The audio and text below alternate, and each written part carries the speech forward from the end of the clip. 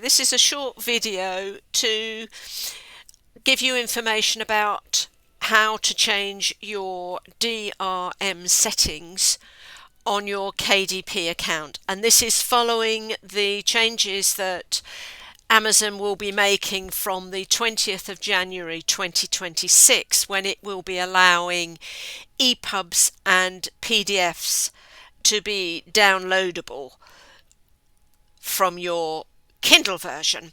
Now, if you want more information about this and you haven't read my article, then you can do that on it's on LinkedIn and Facebook, and it is also on my blog at goldcrestbooks.com, and there I go into details about the pros and cons and how these changes are going to affect things and what exactly the changes are.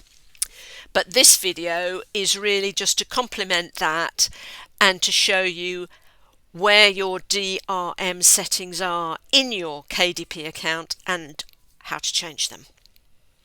So here we are. Now this is what you will see once you've logged into your account and you're on your bookshelf.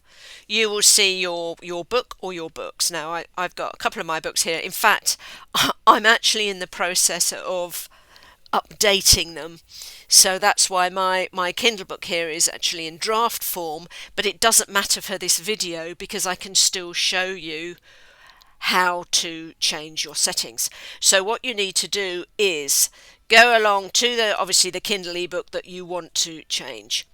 You hover over your three dots and you go into ebook content, and that will take you to this page.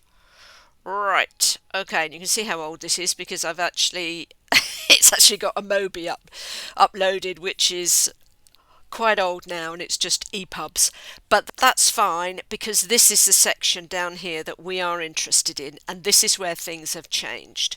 So when this ebook would have gone up, there was no option for EPUB or PDF download. You can see here you have the option to apply or not apply digital rights management. So in the light of the changes that are happening, you might decide that in fact that's what you want to do. You now want DRM to be enabled on your ebook, and this is where you do it. You will also then need to click on here to say that you've understood that not applying DRM. So for instance here I've got no because this was my original decision before this section was added.